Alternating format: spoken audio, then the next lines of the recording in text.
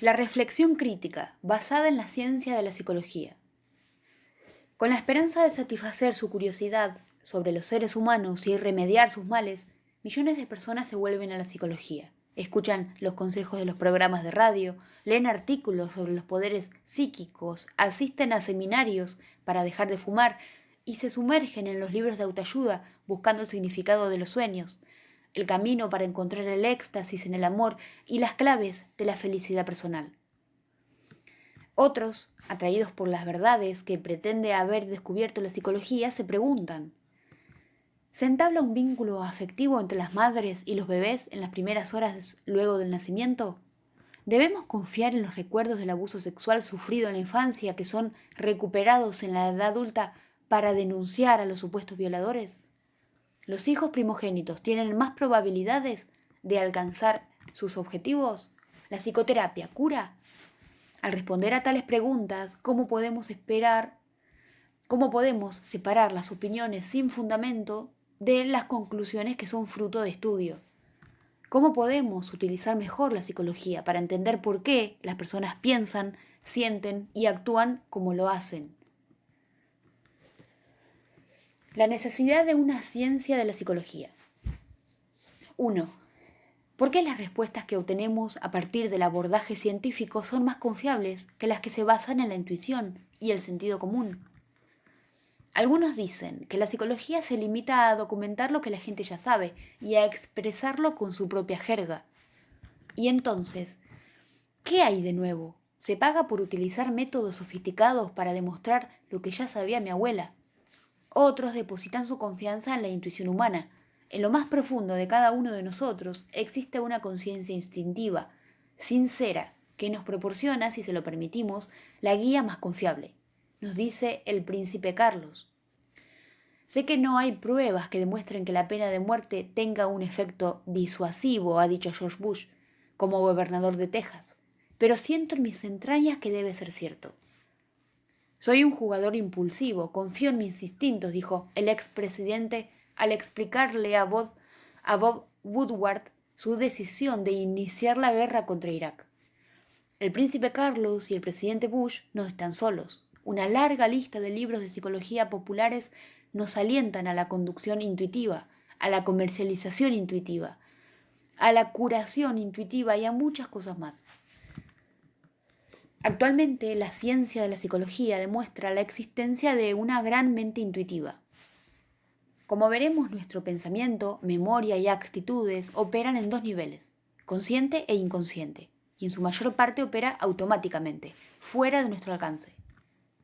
Al igual que un avión jumbo, la mayor parte del tiempo volamos con el piloto automático. Entonces, ¿somos tan inteligentes que podemos escuchar los susurros de nuestra sabiduría interna para confiar simplemente en nuestra fuerza interior? ¿O con frecuencia debemos frenar nuestros pálpitos intuitivos con un escrutinio escéptico? Esto parece ser cierto. La intuición es importante, pero muchas veces subestimamos sus riesgos. Mi intuición geográfica me dice que Reno se encuentra al oeste de Los Ángeles, que Roma está al sur de Nueva York y que Atlanta se ubica al este de Detroit. Pero en todos los casos me he equivocado.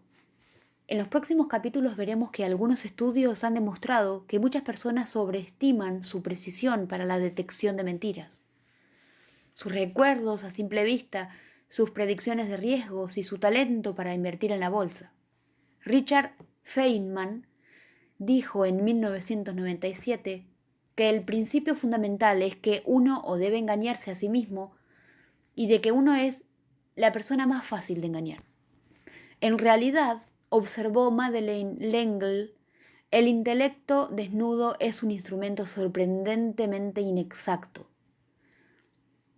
Hay dos fenómenos, el sesgo introspectivo y el exceso de confianza, que ilustran por qué no podemos confiar solamente en la intuición y el sentido común. ¿Lo sabíamos desde el principio? El sesgo retrospectivo. Qué fácil es parecer astuto cuando se dibuja el centro del blanco luego de que se clavó la flecha. Tras el ataque a la primera torre del World Trade Center el 11 de septiembre del 2001, la gente que se encontraba en la segunda torre tendría que haber evacuado inmediatamente el edificio. Solo más tarde resultó obvio que no fue un accidente. Luego de que la ocupación a Irak por parte de los Estados Unidos condujera a una sangrienta guerra civil en lugar de a una pacífica democracia, los comentaristas vieron el resultado como inevitable.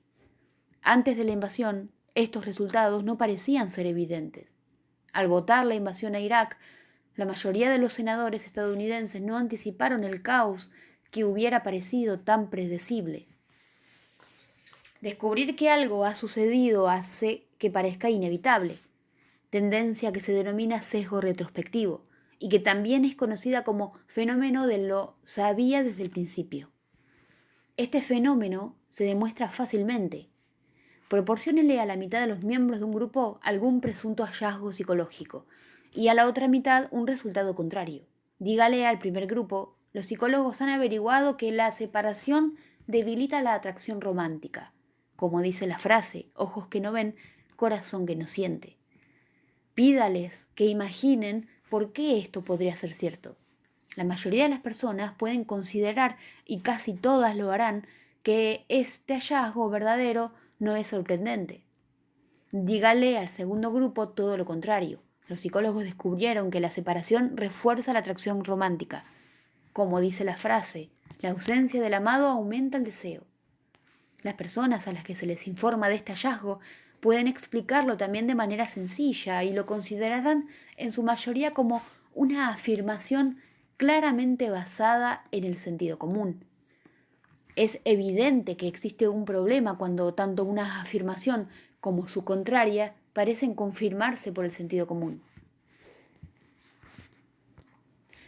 Estos errores en nuestros recuerdos y explicaciones demuestran por qué se hace necesaria la investigación en psicología. Solo con preguntar a las personas cómo y por qué sintieron o actuaron como lo hicieron, a veces puede resultar engañoso, no porque el sentido común sea por lo general erróneo, sino porque se manifiesta después de que sucedieron los hechos. Basándonos en el sentido común, nos resulta más fácil describir lo que ha acontecido que predecir lo que sucederá. Como ha dicho el médico Neil Bohr, predecir es muy difícil, especialmente el futuro. El sesgo retrospectivo está muy extendido. En alrededor de 100 estudios se ha observado esto en diferentes países, y tanto en niños como en adultos. Sin embargo, la abuela muchas veces está en lo cierto. Como dijo una vez el gran jugador de béisbol, Yogi Berra, se puede observar mucho mirando. Tenemos que agradecer a Berra muchas otras perlas como por aquí nunca viene nadie. Está demasiado concurrido. Y si la gente no quiere venir al estadio, nadie se lo impedirá. Debido a que todos somos observadores de la conducta, sería sorprendente que muchos de los descubrimientos de la psicología no se hubieran predicho. Muchas personas creen que el amor depara la felicidad, y tienen razón. Lo que en el capítulo 1, punto 1, se denomina una profunda necesidad de pertenecer. Como Daniel Gilbert, Brett Pelham y Douglas Krull, 2003, han expresado, las buenas ideas en psicología generalmente tienen una extraña cualidad de familiaridad. En el momento en que las hallamos, tenemos la certeza de que alguna vez estuvimos a punto de pensar lo mismo y simplemente no llegamos a escribirlo. Las buenas ideas son como los buenos inventos. Una vez creados, parecen obvios. ¿Por qué ha pasado tanto tiempo hasta que alguien inventara la maleta con rueditas o las notas post-it? Pero algunas veces la intuición de la abuela fracasa, como vemos en innumerables observaciones casuales.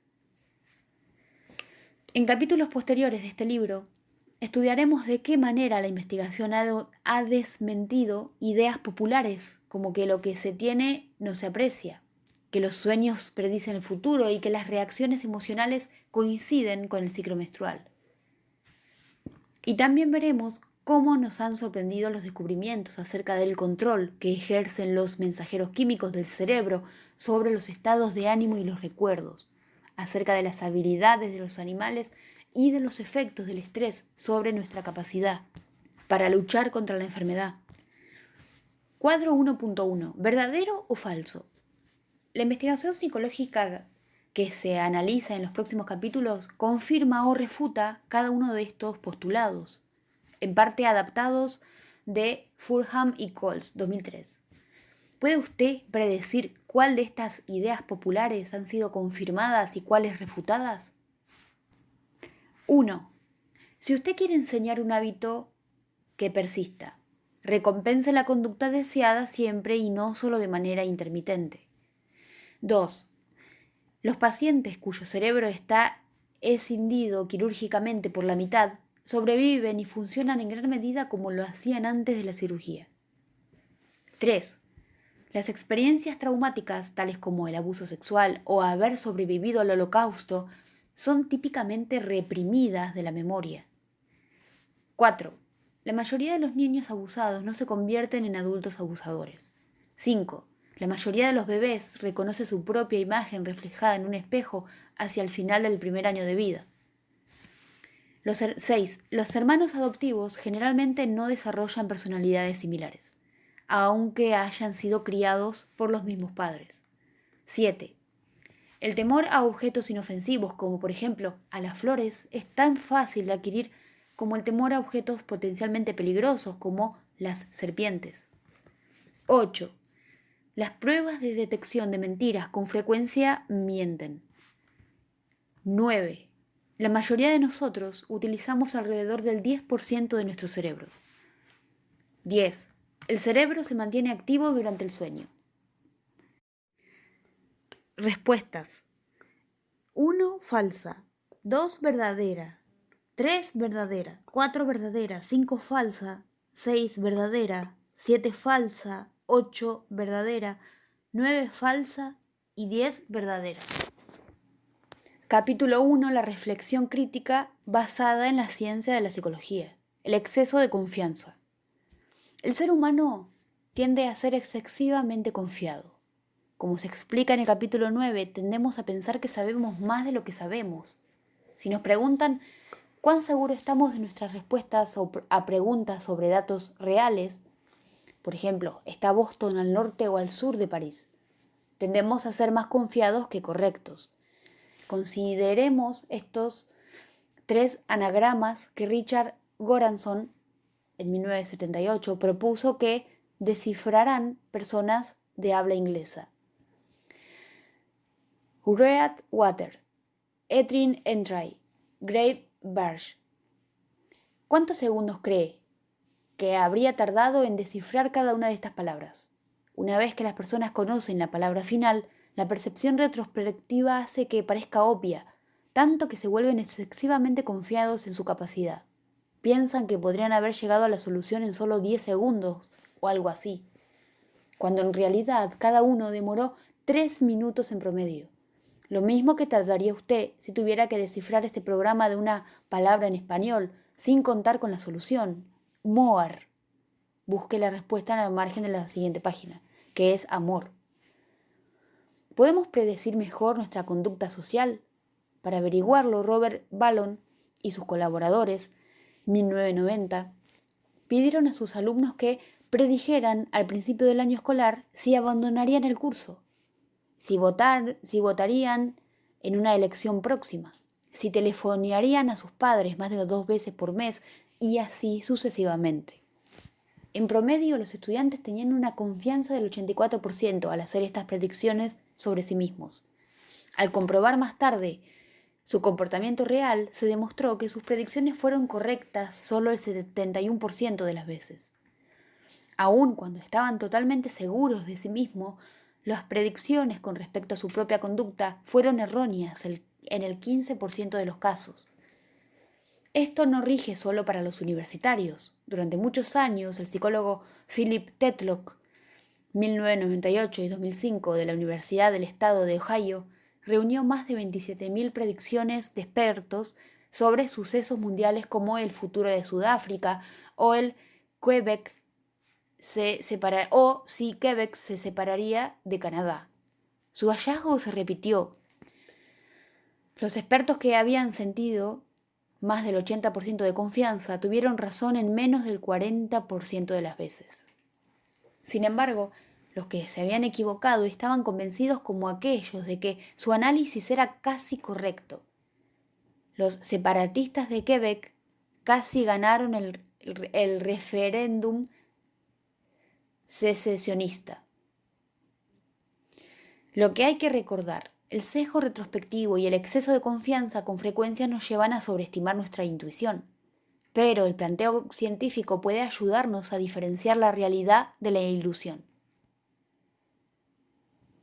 La actitud científica. ¿Cuáles son los 3 componentes principales de la actitud científica?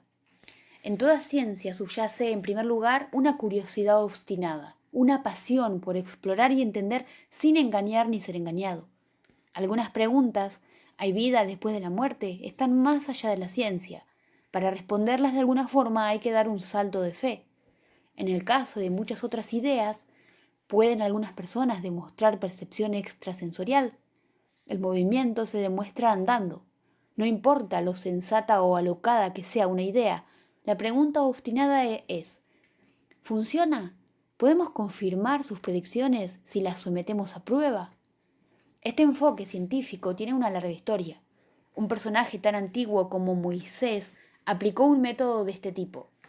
¿Cómo evaluar al que se autoproclama profeta? Él respondía, ponerlo a prueba.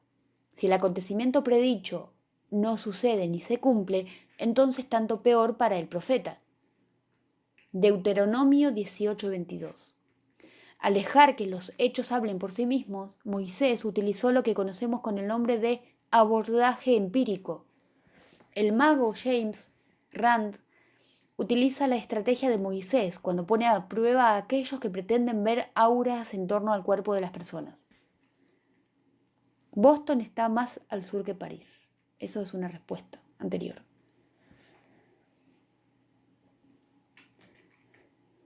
Randy, ¿ve usted un aura alrededor de mi cabeza? Vidente de aura. Sí, por supuesto. Randy, ¿puedes seguir viendo el aura si pongo esta revista delante de mi cara? Vidente del aura. Seguro. Randy, entonces, si me ubicara detrás de una pared que fuera apenas más alta que yo, ¿podría determinar el lugar donde me encuentro por el aura visible por encima de mi cabeza? ¿No es cierto? Randy me dice que ningún vidente de auras ha aceptado hasta ahora prestarse a esta simple prueba. Cuando se las somete a tal investigación exhaustiva, las ideas alocadas a veces consiguen respaldo. En el siglo XVIII, los científicos se mofaban de la idea de que los meteoritos tenían origen extraterrestre. Cuando 2 científicos de Yale se atrevieron a emitir una opinión distinta de la convencional, Thomas Jefferson se burló. Señores, me inclinaría más a creer que estos 2 profesores yanquis mienten antes de aceptar que caen piedras del cielo. A veces la investigación científica refuta a los escépticos.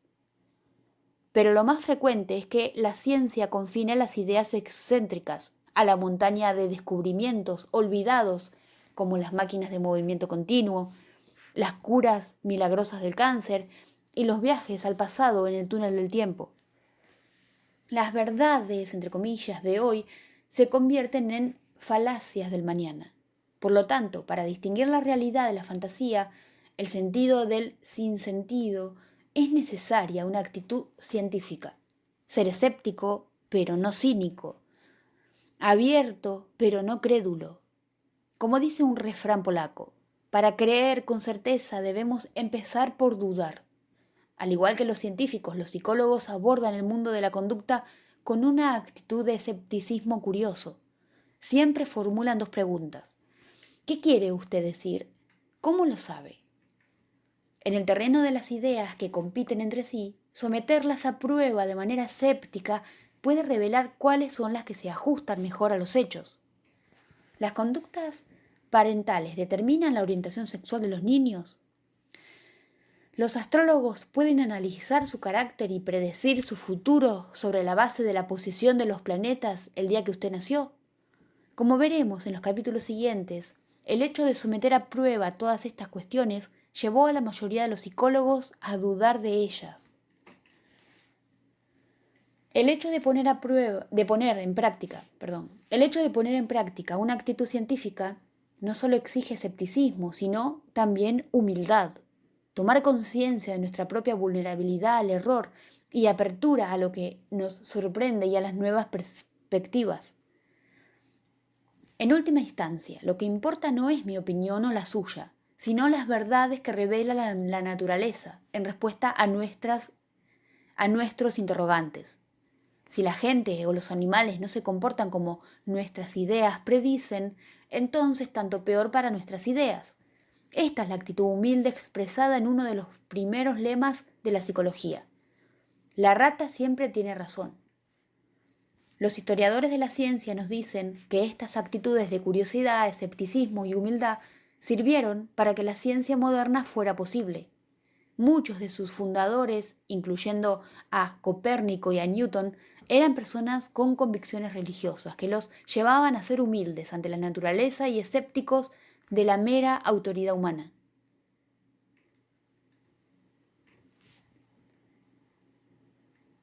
Actualmente, algunas personas profundamente religiosas ven a la ciencia, incluso a las ciencias de la psicología, como una amenaza.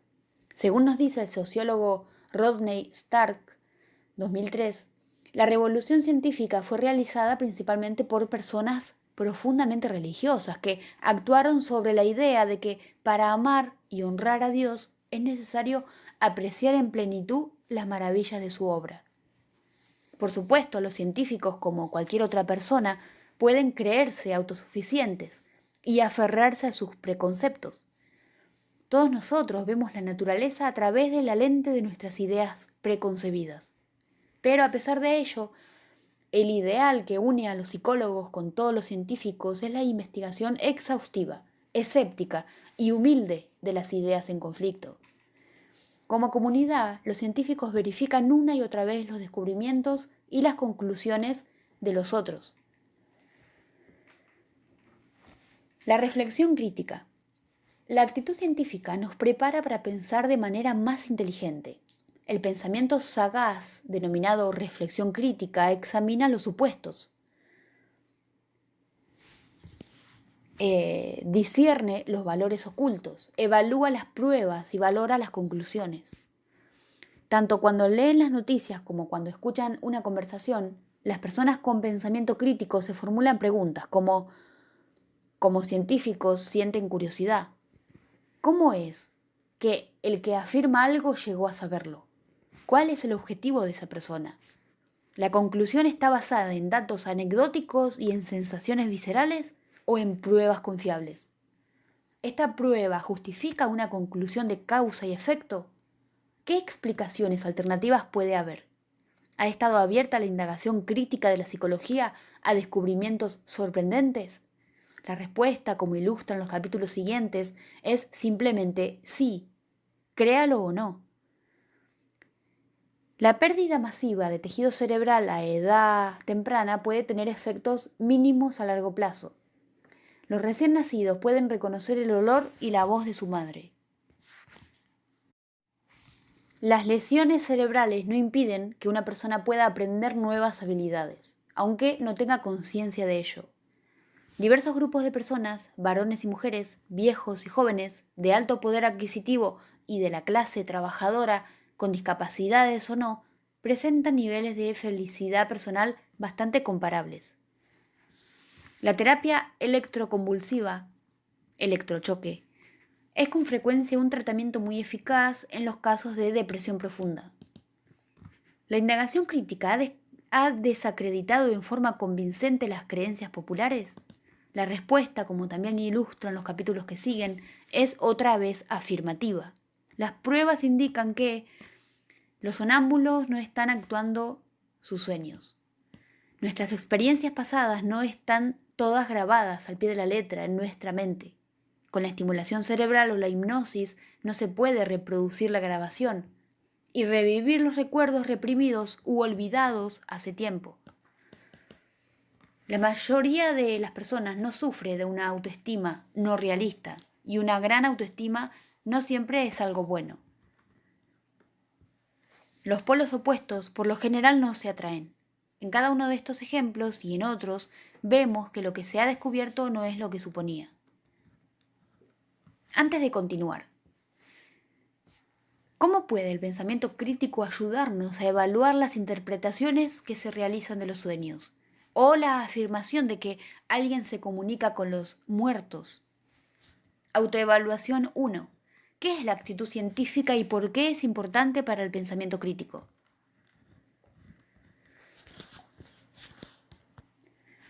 ¿De qué modo los psicólogos formulan y responden preguntas? Los psicólogos construyen la actitud científica en el método científico. La ciencia de la psicología evalúa las ideas con una observación cuidadosa y un análisis riguroso. En su intento por describir y explicar la conducta humana, acepta teorías basadas en la intuición y las pone a prueba. Si una teoría puede demostrarse, si los datos confirman sus predicciones, mucho mejor. Si las predicciones fracasan, la teoría será revisada o rechazada. El método científico. ¿De qué modo las teorías perfeccionan la ciencia de la psicología? En las conversaciones cotidianas tendemos a utilizar la palabra teoría con el significado de una mera impresión. Dentro de las ciencias, la teoría está ligada a la observación. Una teoría científica explica, por medio de un conjunto integrado de principios que organizan y predicen conductas o acontecimientos. Al organizar los datos aislados, una teoría simplifica las cosas. Hay tantos datos sobre la conducta que es imposible recordarlos todos. Al relacionar los datos entre sí y vincularlos con principios más profundos, una teoría ofrece un resumen útil. Cuando relacionamos los puntos observados, podemos descubrir una imagen coherente. Una buena teoría de la depresión, por ejemplo, nos ayuda a organizar innumerables observaciones sobre este trastorno en una lista de principios mucho más breve. Supongamos que observamos una y otra vez que las personas deprimidas describen su pasado, presente y futuro de manera lóbrega. Por consiguiente, podemos teorizar que la autoestima baja contribuye a la depresión. Hasta aquí todo bien. Nuestro principio de la autoestima resume prolijamente una larga lista de datos sobre las personas deprimidas. Sin embargo, por muy razonable que suene una teoría y la autoestima baja parece una explicación razonable de la depresión, tenemos que comprobarla. Una buena teoría implica predicciones comprobables, denominadas hipótesis. Al permitirnos probar y rechazar o revisar la teoría, estas predicciones orientan la investigación. Especifican qué resultados apoyarían la teoría y cuáles la desmentirían.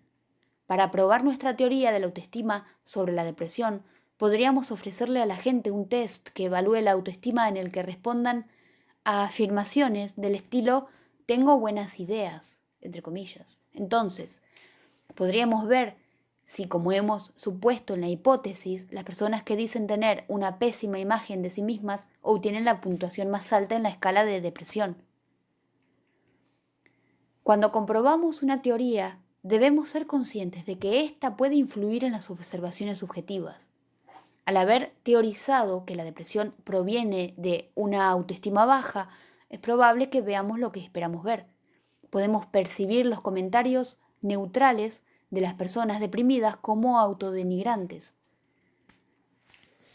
La necesidad de ver lo que esperamos es una tentación que siempre está presente, dentro o fuera del laboratorio.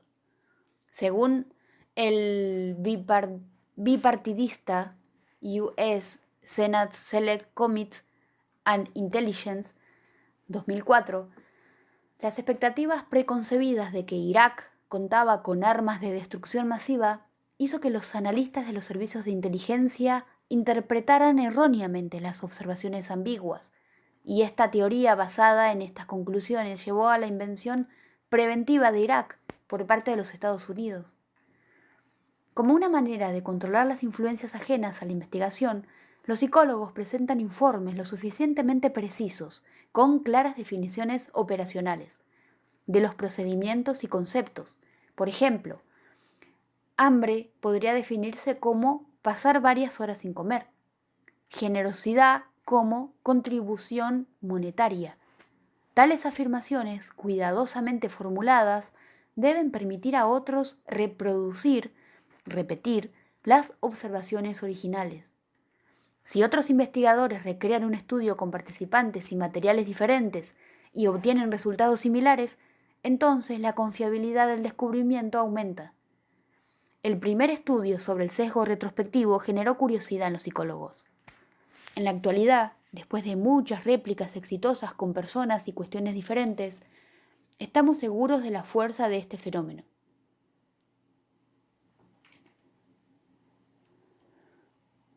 Por último, nuestra teoría será útil si 1. Organiza de manera eficaz toda una gama de autoinformes y observaciones.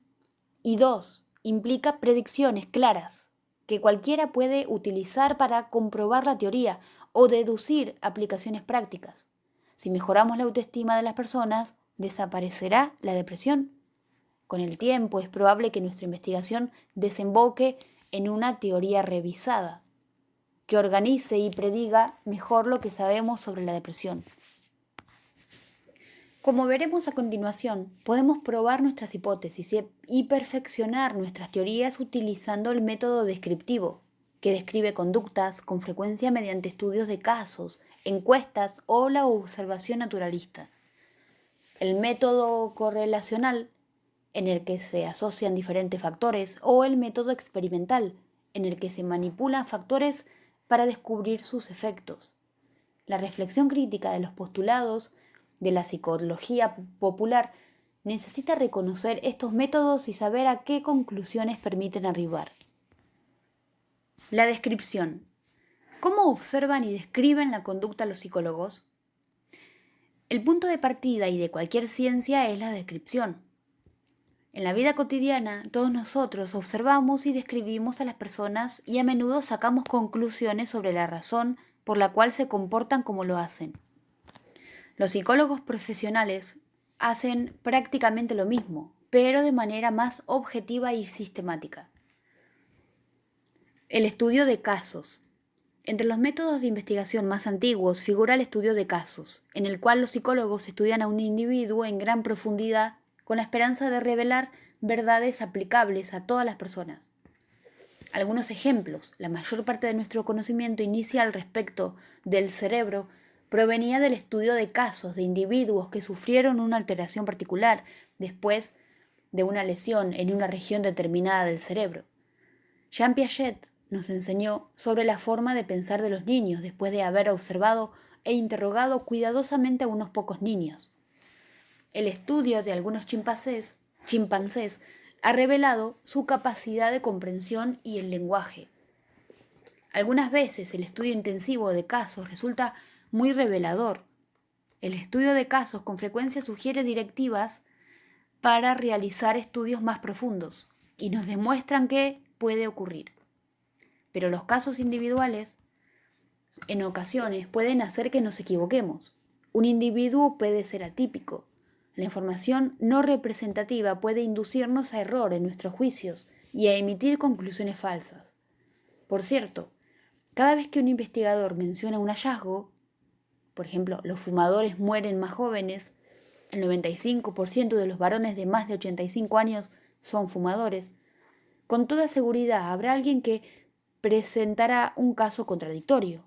Bueno, un tío mío fumaba 2 paquetes por día y vivió hasta los 89 años. Los casos anecdóticos, historias dramáticas, experiencias personales e incluso ejemplos de casos dentro de la psicología llaman nuestra atención y son fácilmente recordados. ¿Cuál de estos ejemplos se encuentra más memorable? ¿Cuál de estos ejemplos encuentra más memorable? En un estudio de 1.300 informes sobre sueños relacionados con el secuestro de niños, solo el 5% imaginó correctamente que el niño estaba muerto. Conozco a un hombre que soñó que su hermana estaba involucrada en un accidente automovilístico y 2 días más tarde ella murió en un choque frontal. Los números pueden paralizar, pero el plural de anécdotas no significa una prueba. Como dijo el psicólogo Gordon Allport, si nos dan una pizca de hechos trágicos, nos apresuramos a hacer generalizaciones en cantidad suficiente como para llenar un tonel. Lo que hay que recordar: los casos individuales pueden sugerir ideas provechosas. Lo que es verdad para todos nosotros puede vislumbrarse en cualquiera de nosotros. Pero para discernir las verdades generales implícitas en los casos individuales, debemos responder interrogantes con otros métodos de investigación. La encuesta. El método de la encuesta que se utiliza normalmente para los estudios de descripción y de correlación abarca muchos casos con menos profundidad.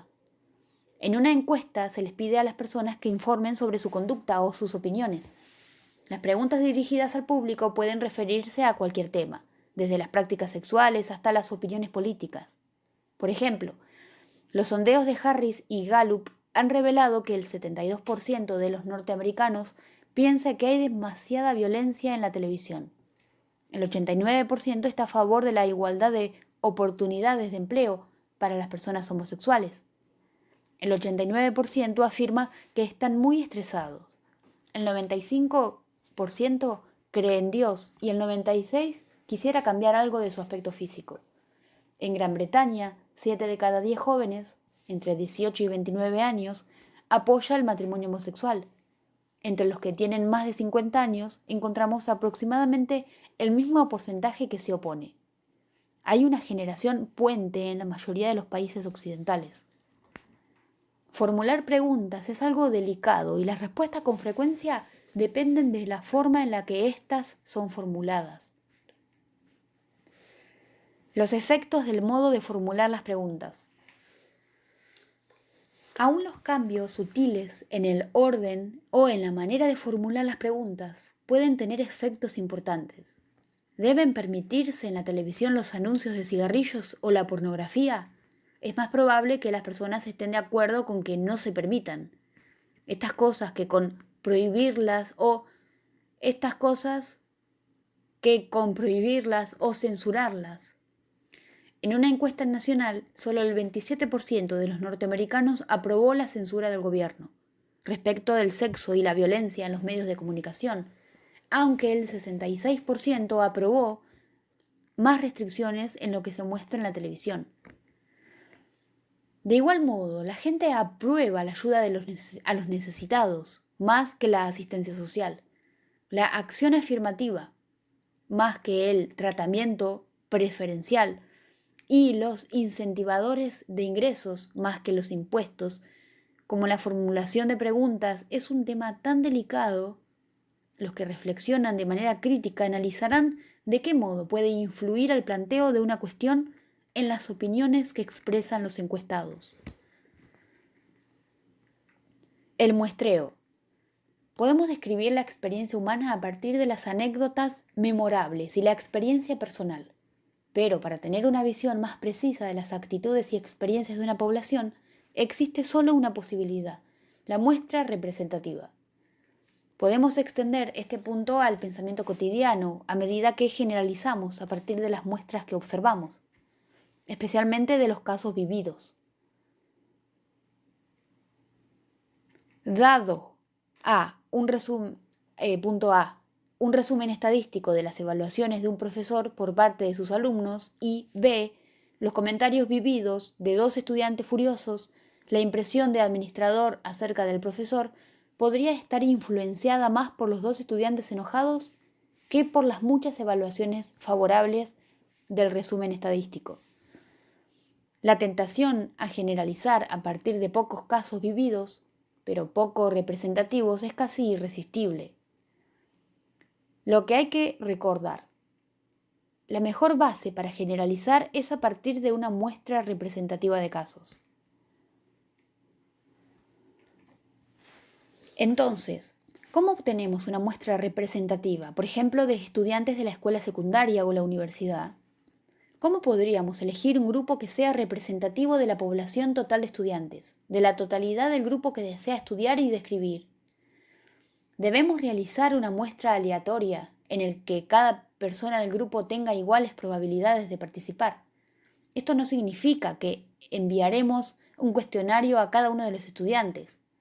Los más responsables serían los que lo regresarían y no serían una muestra al azar. En cambio, podríamos adjudicar un número a cada nombre y utilizar un generador de números aleatorios para elegir los participantes de la encuesta. Las muestras representativas grandes son mejores que las pequeñas, pero es preferible una muestra pequeña y representativa de 100 personas y no una muestra no representativa de 500 personas. El muestreo de votantes en una encuesta electoral nacional se realiza de este modo. 1.500 personas elegidas al azar de todas las regiones de un país proporcionan una instantánea asombrosamente exacta de las opiniones de una nación. Sin una selección al azar, las muestras amplias, incluidas las muestras obtenidas por llamadas telefónicas y los votos en los sitios web o en televisión, a menudo solo aportan resultados erróneos. Lo que hay que recordar: antes de aceptar como verdaderos los hallazgos de las encuestas, debemos reflexionar de manera crítica, verificando la nuestra. No se puede compensar una muestra no representativa simplemente agregando más personas. La observación naturalista. Un tercer método de investigación descriptiva incluye la observación y el registro de la conducta de los seres en su ambiente natural.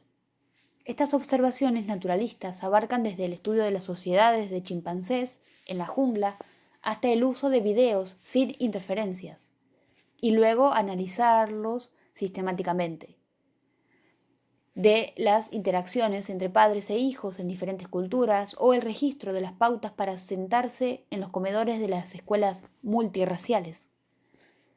Como sucede en los estudios de casos y en las encuestas, la observación naturalista no explica la conducta, la describe. Sin embargo, las descripciones pueden resultar reveladoras. Por ejemplo, antes creíamos que solo los seres humanos utilizaban herramientas. Después, la observación naturalista reveló que los chimpancés algunas veces insertaban un palo en los montículos de tierra de las termitas y lo extraían para comer la carga de termitas arrastrada con el palo. Esta observación naturalista preparó el terreno para las investigaciones posteriores sobre el pensamiento, el lenguaje y las emociones de los animales, que ampliaron nuestra comprensión.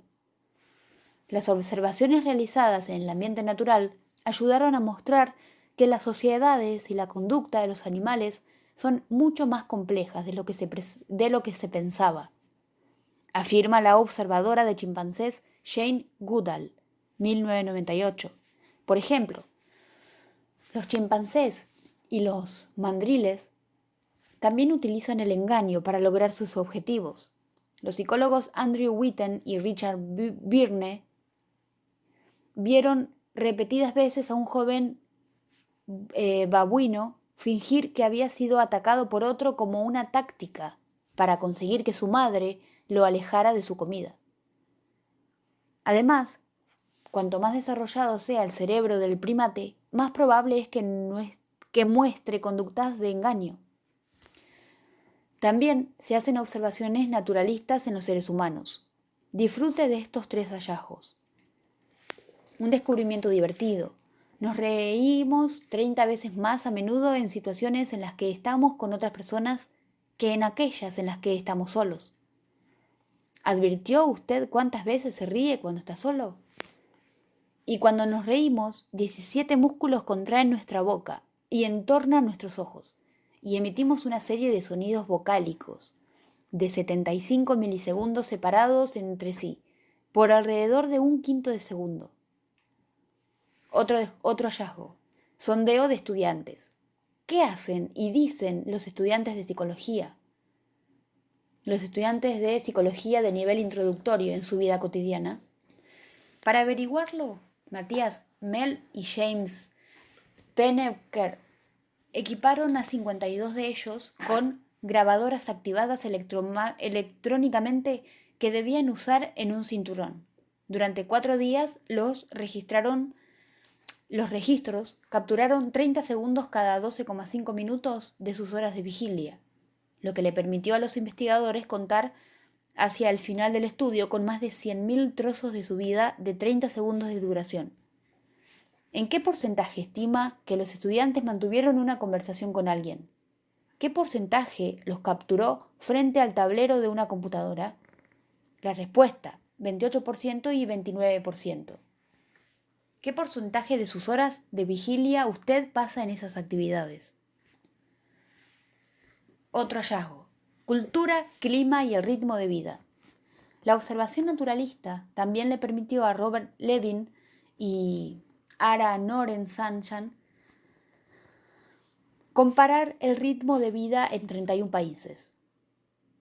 Al definir de manera operacional el ritmo de vida a partir de la velocidad al andar, la velocidad con que los empleados postales completaban una simple solicitud y la exactitud de los relojes públicos, llegaron a la conclusión de que la vida tiene un ritmo más rápido en Japón y Europa occidental, y más lento en los países de menor desarrollo económico.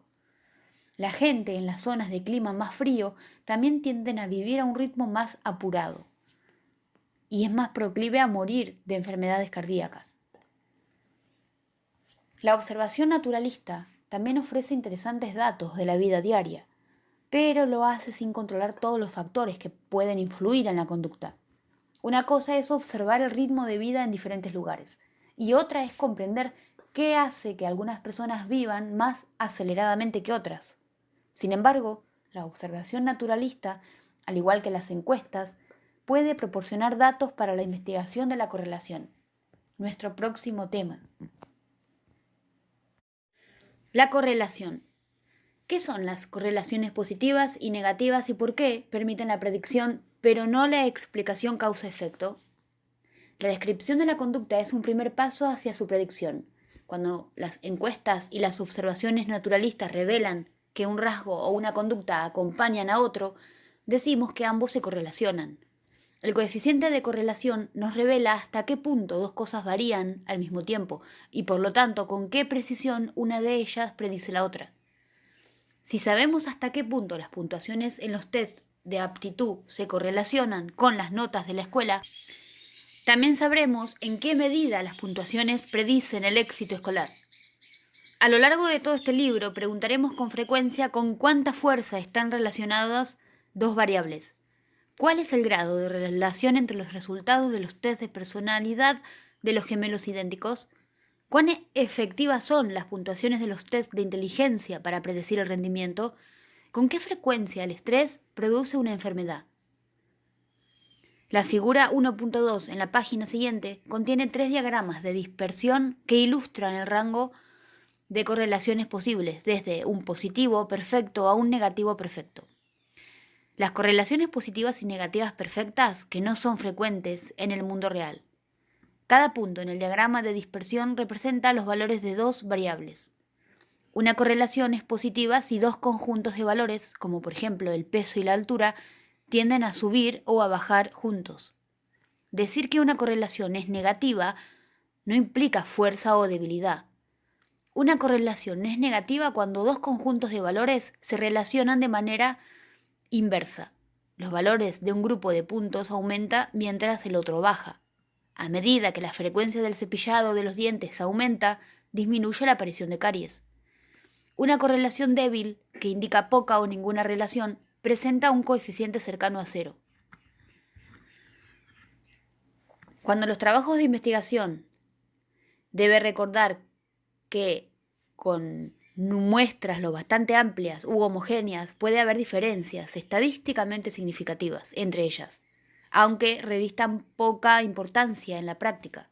Por ejemplo, las comparaciones de los índices de inteligencia de varios centenares de miles de primogénitos y de individuos no primogénitos indican que hay una tendencia muy significativa a que los primogénitos de una familia obtengan puntuaciones medias superiores a las de sus hermanos menores. Pero como los valores difieren por solo 1 o 2 puntos, la diferencia reviste poca importancia práctica. Estos hallazgos hicieron que algunos psicólogos abogaran por buscar alternativas para las pruebas de significación. alegan que es mejor utilizar otras formas de expresar el tamaño del efecto del hallazgo, su magnitud y confiabilidad. Lo que hay que recordar: la significación estadística indica la probabilidad de que un resultado se dé por azar, y no indica la importancia del resultado. Las preguntas que se formulan sobre la psicología. Hemos reflexionado sobre cómo un enfoque científico, auxiliado por la estadística, puede limitar los sesgos. Hemos visto que los estudios de casos, las encuestas y las observaciones naturalistas nos permiten describir la conducta. También señalamos que los estudios de correlación evalúan la relación entre dos factores e indican hasta qué punto podemos predecir una cosa cuando sabemos otra. Hemos examinado la lógica subyacente a los experimentos, que recurren a las situaciones de control y a la asignación aleatoria de las personas, para aislar los efectos de una variable independiente sobre una variable dependiente. Y hemos considerado de qué modo las herramientas estadísticas pueden ayudarnos a ver e interpretar el mundo que nos rodea. Sin embargo, aun cuando sepa todo esto, todavía puede acercarse a la psicología con una mezcla de curiosidad y aprensión. Por eso, antes de introducirnos de lleno en el tema, vamos a confrontar algunas preguntas y preocupaciones típicas. ¿Pueden los experimentos de laboratorio aclarar aspectos de la vida cotidiana? Cuando usted ve o escucha algo acerca de la investigación en psicología, ¿se pregunta si la conducta de las personas en el laboratorio puede predecir su conducta en la vida real? Por ejemplo, ¿puede decirnos algo útil sobre nuestra capacidad para pilotear un avión por la noche el hecho de detectar el parpadeo de una tenue luz roja en una habitación a oscuras? La mayor disposición que siente un hombre la mayor disposición que siente un hombre excitado después de haber visto una película violenta con escenas de sexo explícito a presionar botones que él supone que sobresaltarán eléctricamente a una mujer, ¿nos dice realmente algo respecto de que la pornografía violenta vuelva a un hombre más proclive a abusar de una mujer?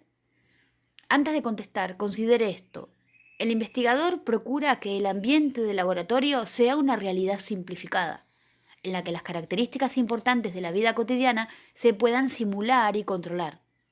De la misma manera que un ingeniero puede recrear las fuerzas atmosféricas en un túnel de viento aeronáutico en condiciones controladas, un experimento de laboratorio le permite a un psicólogo recrear las fuerzas psicológicas en condiciones controladas.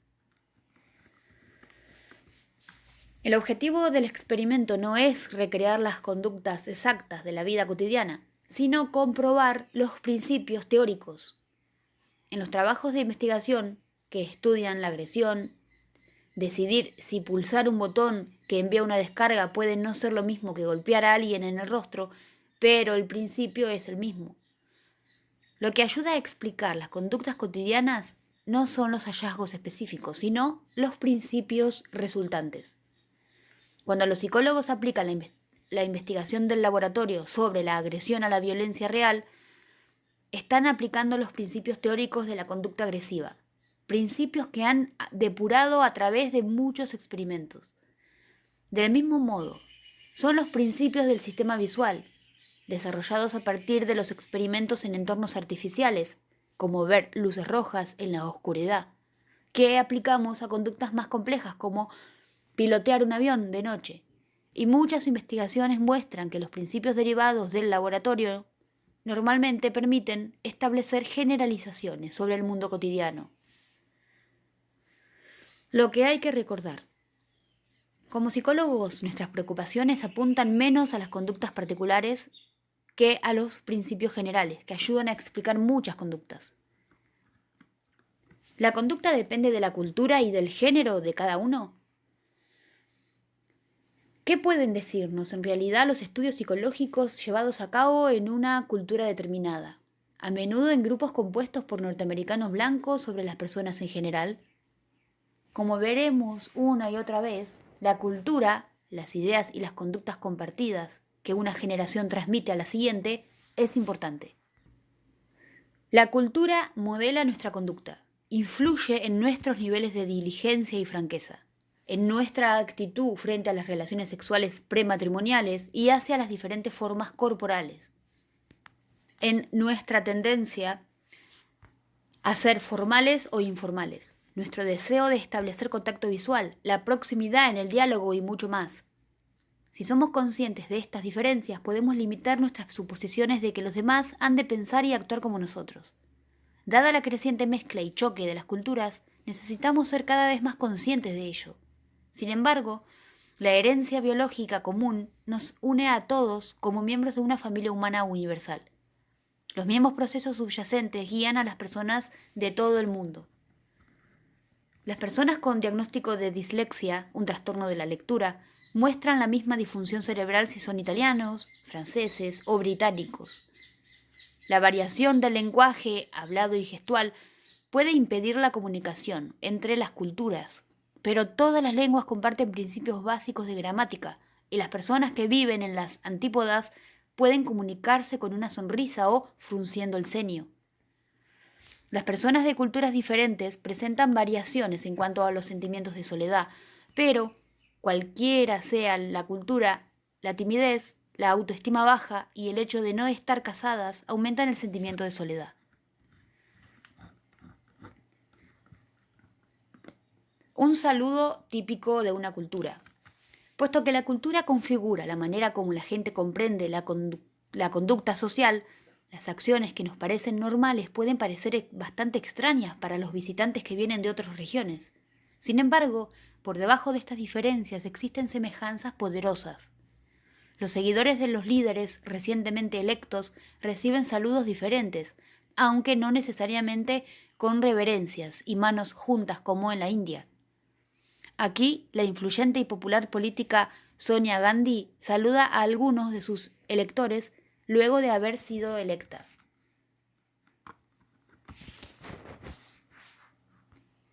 En ciertos aspectos somos como todos los demás, como algunos y como ninguno.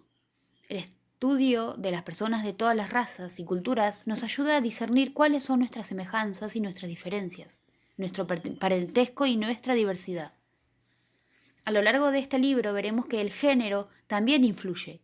Los investigadores han informado que las diferencias de género también influyen en los sueños, en el modo en que detectamos y expresamos emociones y en el riesgo de la dependencia al alcohol, a sufrir depresión o trastornos de la alimentación. Por ejemplo, muchos investigadores creen que las mujeres mantienen conversaciones destinadas a construir relaciones, mientras que los hombres conversan para dar información y consejos. Conocer estas diferencias puede ayudarnos a evitar conflictos y malentendidos en las relaciones cotidianas. Sin embargo, es importante recordar que, tanto en el aspecto psicológico como biológico, mujeres y varones son sorprendentemente parecidos. Tanto las mujeres como los varones aprendemos a caminar más o menos a la misma edad. Experimentamos las mismas sensaciones de luz y sonido. Sentimos la misma tensión provocada por el hambre, el deseo y el miedo. Y mostramos una inteligencia general y estado de bienestar similares. Lo que hay que recordar, aun cuando las actitudes y las conductas específicas varían entre las culturas, como sucede a menudo, los procesos subyacentes son en gran parte los mismos. ¿Por qué los psicólogos estudian a los animales y es ético experimentar con ellos? Muchos psicólogos estudian a los animales porque los encuentran fascinantes. Quieren entender cómo aprenden, piensan y se comportan las distintas especies. Los psicólogos también estudian a los animales para aprender sobre las personas, realizando experimentos que solo se permiten con animales. Empero, la fisiología humana se parece a la de otros muchos animales. Estos experimentos han servido para desarrollar tratamientos para las enfermedades humanas, como la insulina para la diabetes, las vacunas para prevenir la polio y la rabia, y los trasplantes para reemplazar órganos defectuosos. De igual modo, los mismos procesos por los cuales los seres humanos vemos, demostramos emoción y nos volvemos obesos, están presentes en las ratas y en los monos. Para descubrir más sobre los aspectos básicos del aprendizaje humano, los investigadores también estudian las babosas marinas. Para entender cómo funciona un motor de combustión, es mejor estudiar el motor de una cortadora de césped que el de un Mercedes. Los seres humanos, como el motor del Mercedes, son complejos, pero es precisamente la sencillez del sistema nervioso de una babosa marina lo que lo hace tan revelador de los mecanismos neurales del aprendizaje. Si compartimos semejanzas importantes con otros animales, entonces ¿no deberíamos respetarlos?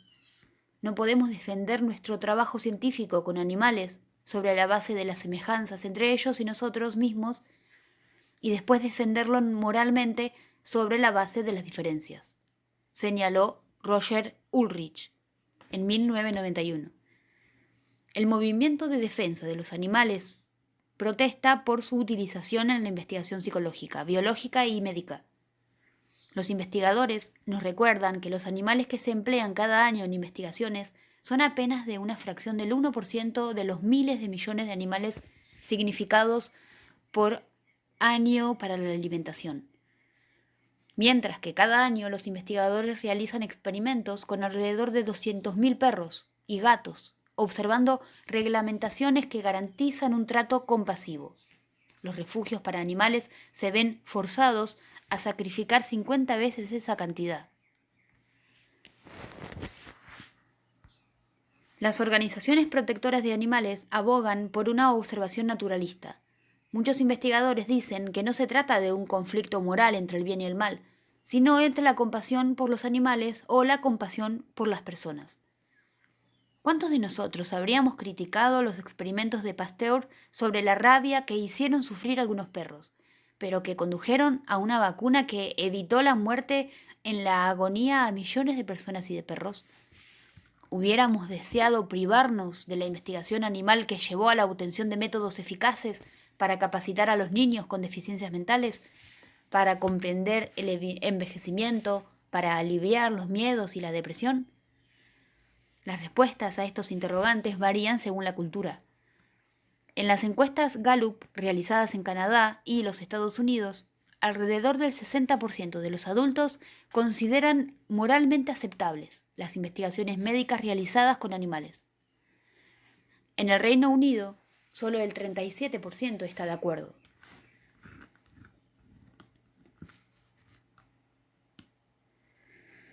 Más allá del debate acalorado, surgen dos cuestiones. La básica es si es correcto situar el bienestar de los seres humanos por encima del bienestar de los animales. En los experimentos sobre el estrés y el cáncer, ¿es correcto provocar tumores en los ratones con la esperanza de evitarlos en los seres humanos? ¿Deberían exponerse algunos monos a un virus parecido al HIV en la búsqueda de una vacuna contra el SIDA? En nuestro uso de otros animales tan natural como la conducta de los halcones carnívoros, los gatos y las ballenas. Los defensores de la investigación con animales sostienen que cualquier persona que coma una hamburguesa, use zapatos de cuero, tolere la caza y la pesca, o apoye el exterminio de las plagas que destruyen las cosechas, o que acarrean epidemias, ya ha dado su conformidad a que, sí, algunas veces es permisible sacrificar animales en aras del bienestar humano. Scott Plous, 1993. Dice que nuestra compasión por los animales varía, como varía nuestra compasión por las personas, sobre la base de la semejanza que tengan con nosotros. Como se explica en el capítulo 16, sentimos mayor atracción, ayudamos más y actuamos de manera menos agresiva con los demás cuando son más parecidos a nosotros. Del mismo modo, valoramos a los animales según lo parecidos que sean a nosotros. Por ende, los primates y las mascotas tienen prioridad. Las poblaciones del oeste de los Estados Unidos crían o atrapan bisones y zorros por su pelaje, pero no perros o gatos. Otros mamíferos ocupan la segunda categoría, de privilegios, seguidos por los pájaros, los peces y los reptiles en la tercera categoría, con los insectos en el último lugar. Al decidir qué animales tienen derechos, cada uno de nosotros traza su propia línea divisoria en algún lugar del reino animal.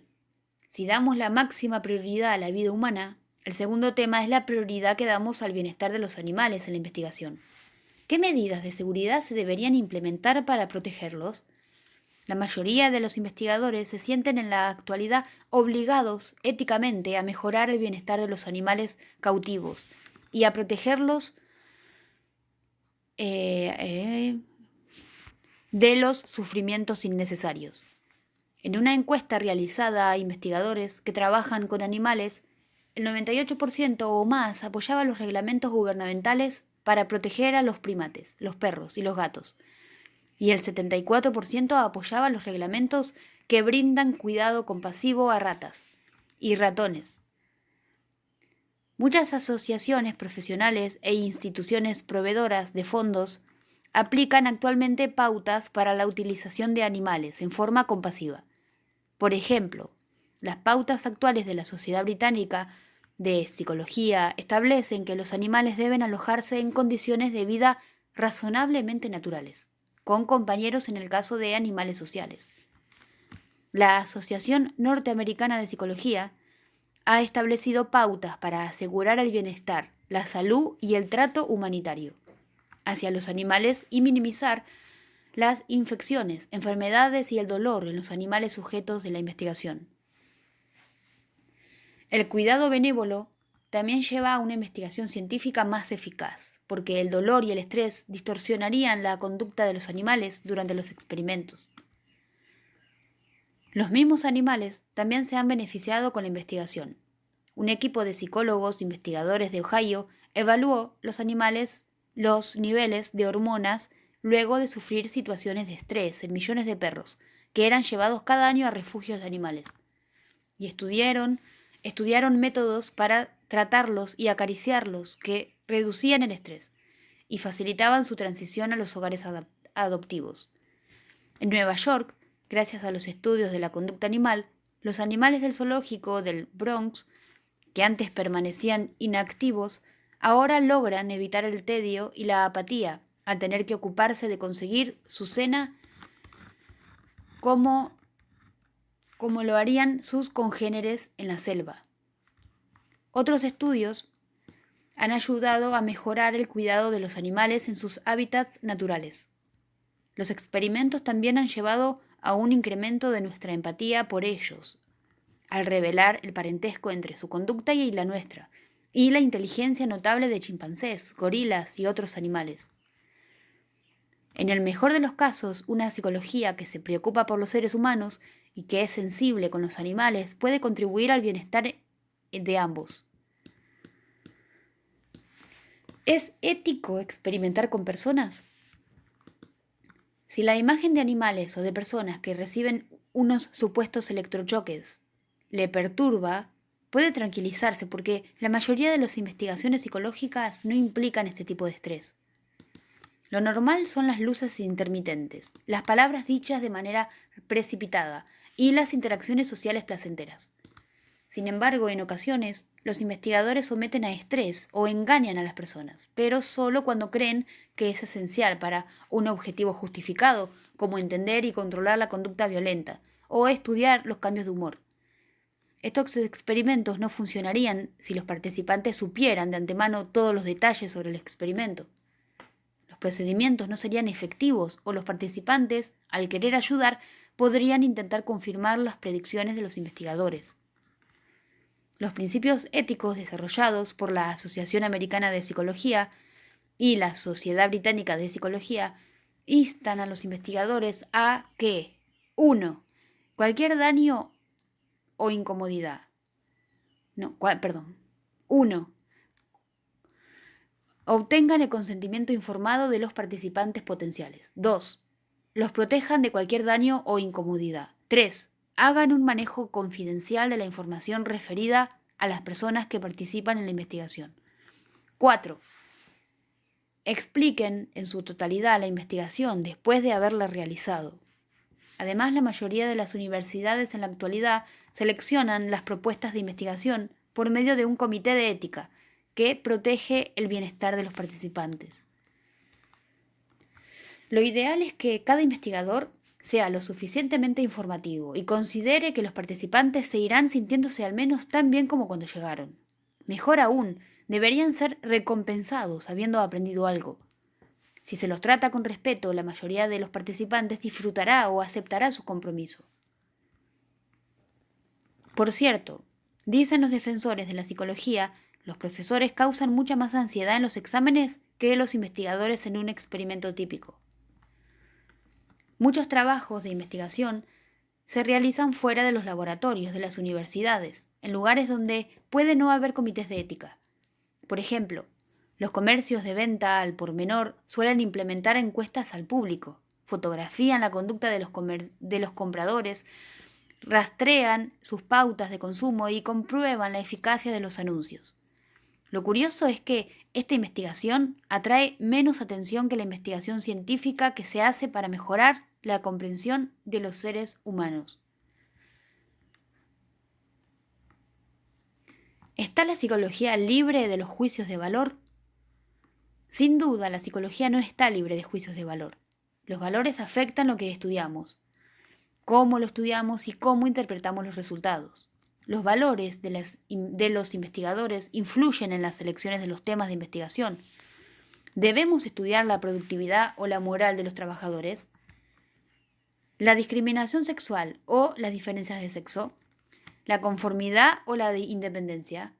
Los valores pueden también matizar los hechos, entre comillas, como ya hemos estudiado.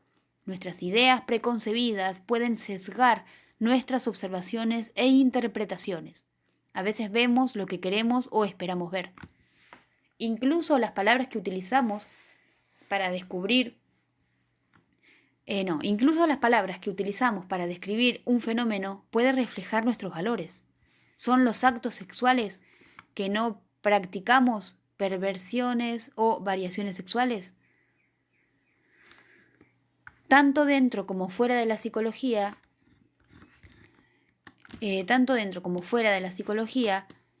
los rótulos describen y evalúan. Lo mismo es cierto en el lenguaje cotidiano. Cuando la rigidez de una persona es la coherencia de otra o la fe de una persona es el fanatismo de otra. Cuando calificamos a alguien como firme o tosudo, cuidadoso o puntilloso, discreto o sigiloso, estamos revelando nuestros sentimientos. Las aplicaciones populares de la psicología también contienen valores ocultos. Si usted busca una orientación profesional, por ejemplo, sobre la forma de vivir, cómo educar a los niños, cómo lograr la realización personal, qué hacer con los sentimientos sexuales, cómo progresar en el trabajo, está aceptando consejos cargados de valor. La ciencia de la conducta y de los procesos mentales puede ayudarnos, por cierto, a alcanzar nuestros objetivos, pero no puede decidir cuáles deben ser esos objetivos. Si algunas personas ven a la psicología simplemente como una cuestión de sentido común, otras tienen una inquietud opuesta. Piensan que se está convirtiendo en algo peligrosamente poderoso. ¿Es un hecho fortuito que la astronomía sea la ciencia más antigua y la psicología la más moderna? La exploración del universo exterior es algo inquietante, pero la exploración de nuestro propio universo interno parece una tarea aún más peligrosa y amenazadora. ¿Podría utilizarse la psicología para manipular a las personas? El conocimiento es un instrumento poderoso que puede ser utilizado para el bien o para el mal. La energía nuclear se ha empleado para iluminar las ciudades y para destruirlas. El poder de persuasión se ha empleado para educar a las personas y para engañarlas. Aunque la psicología tiene sin duda el poder de engañar, su objetivo es iluminar nuestro conocimiento. Cada día los psicólogos exploran formas de mejorar el aprendizaje, la creatividad y la compasión. La psicología también trata muchos de los grandes problemas del mundo: la guerra, el exceso de población, los prejuicios, los problemas familiares, el delito, que implican actitudes y conductas. La psicología también aborda nuestros más profundos anhelos: conseguir alimento, amor y felicidad. En verdad, la psicología no puede abarcar todos los grandes interrogantes de la vida, pero trata algunos que son muy importantes. Antes de continuar, pregunta: ¿se ha formulado algunas de las preguntas anteriores? ¿Tiene otras preguntas o preocupaciones acerca de la psicología? Autoevaluación 4. ¿Cómo se protegen a los animales y seres humanos sujetos a la investigación? Revisión del capítulo. La reflexión crítica basada en la ciencia de la psicología. La necesidad de una ciencia de la psicología. 1. ¿Por qué las respuestas que fluyen del abordaje científico son más confiables que aquellas basadas en la intuición y el sentido común? Si bien muchas veces el sentido común nos resulta útil, somos propensos a basarnos en el sesgo retrospectivo, también denominado fenómeno de lo sabía desde el principio. La tendencia a creer, después de conocer un resultado, que podríamos haberlo predicho. También acostumbramos a confiar excesivamente en nuestro juicio, en parte por nuestra tendencia a buscar la información que lo confirme.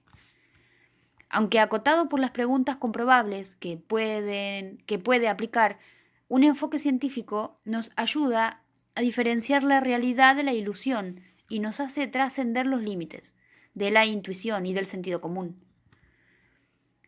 2. ¿Cuáles son los 3 componentes principales de la actitud científica? Los 3 componentes principales son: 1. El afán de curiosidad. 2. Examinar de manera escéptica las ideas que compiten entre sí. Y 3. La humildad que mantiene abierta la mente ante la naturaleza. Esta actitud conduce a la reflexión crítica en la vida cotidiana, la que examina supuestos, discierne valores ocultos, evalúa las pruebas y mide los resultados. Comprobar ideas, aunque puedan parecer descabelladas, nos ayuda a discernir el sentido del sinsentido. ¿De qué modo los psicólogos formulan y responden preguntas?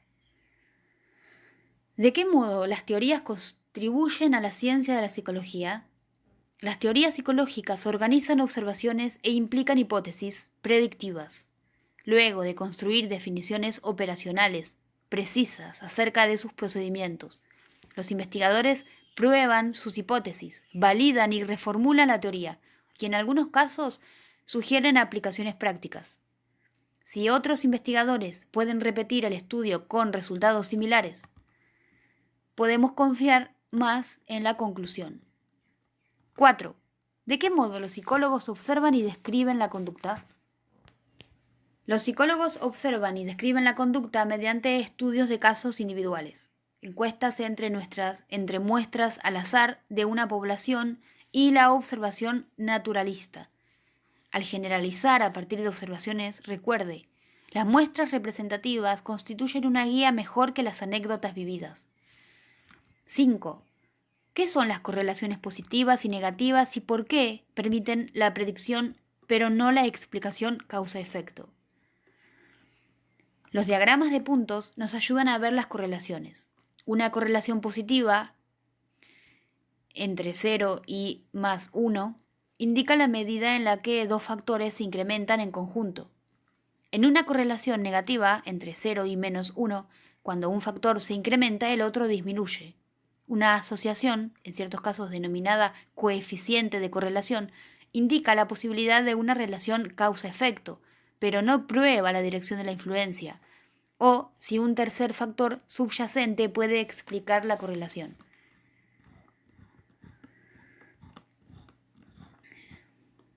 6. ¿Qué son las correlaciones ilusorias? Las correlaciones ilusorias son sucesos aleatorios que descubrimos y falsamente suponemos como relacionados. Algunos patrones o secuencias ocurren de manera natural en grupos de datos aleatorios, pero tendemos a interpretar estos patrones como conexiones significativas, quizá en un intento de otorgarle significado al mundo que nos rodea. 7. ¿De qué modo los experimentos realizados con asignaciones aleatorias clarifican las relaciones de causa-efecto? Para hallar las relaciones de causa-efecto, los psicólogos realizan experimentos, manipulan uno o más factores de interés y controlan otros. Las asignaciones aleatorias minimizan las diferencias preexistentes entre el grupo experimental, expuesto al tratamiento, y el grupo de control, a los que se administra un placebo o una versión diferente del tratamiento. La variable independiente es el factor que se manipula para estudiar su efecto. La variable dependiente es el factor que se mide para investigar cualquier cambio que pueda ocurrir en respuesta a estas manipulaciones. Algunos estudios utilizan un procedimiento doble ciego para evitar el efecto placebo y el sesgo del investigador. El razonamiento estadístico de la vida cotidiana. 8. ¿De qué modo podemos describir los datos con medidas de tendencia central y de variación? Las tres medidas de la tendencia central son la mediana, la puntuación del medio en un grupo de datos, el modo, la puntuación que ocurre con mayor frecuencia, y la media, el promedio aritmético. Las medidas de la variación nos dicen cuán similares o diferentes son los datos.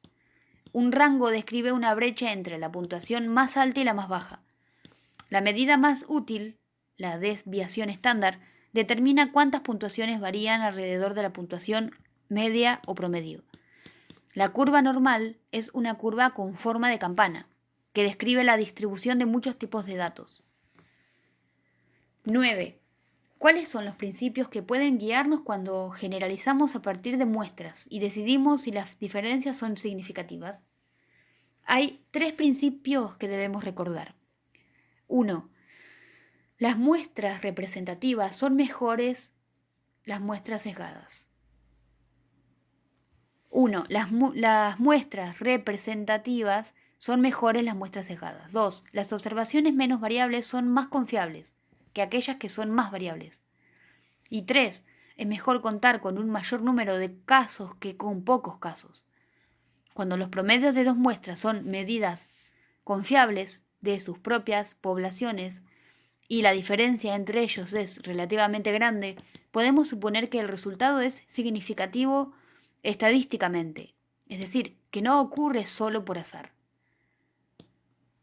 Preguntas frecuentes sobre psicología. ¿Pueden los experimentos de laboratorio aclarar aspectos de la vida diaria? Al crear intencionalmente un ambiente artificial y controlado en el laboratorio, los investigadores buscan probar principios teóricos. Estos principios generales ayudan a explicar las conductas de todos los días. ¿La conducta depende de la cultura y el género de cada persona? Las actitudes y las conductas varían de acuerdo a cada cultura, pero los principios subyacentes varían mucho menos debido a nuestra naturaleza humana. Aunque las diferencias de género tienden a captar la atención, es importante recordar nuestras similitudes. ¿Por qué los psicólogos estudian a los animales y es ético experimentar con animales? Algunos psicólogos están principalmente interesados en la conducta animal. Otros estudian a los animales para comprender mejor los procesos psicológicos y fisiológicos que comparten con los seres humanos. De acuerdo a normas éticas y legales, los animales utilizados en experimentos rara vez sufren dolor. Sin embargo, algunos grupos que defienden los derechos de los animales han elevado una pregunta importante. Aunque el propósito sea el alivio del sufrimiento humano, ¿se justifica el sufrimiento temporal de un animal? ¿Es ético experimentar con personas? Los investigadores puedan provocar estrés o decepción por algún tiempo en personas, con el objeto de aprender algo importante. Los estándares de ética profesional proporcionan las guías relacionadas con el tratamiento tanto de seres humanos como de animales. ¿La psicología está libre de juicios de valor? Los valores de los psicólogos influyen en su elección de temas de investigación, teorías y observaciones, sus consideraciones acerca de la conducta y consejo profesional. La aplicación de los principios de la psicología ha sido utilizada principalmente al servicio de la humanidad.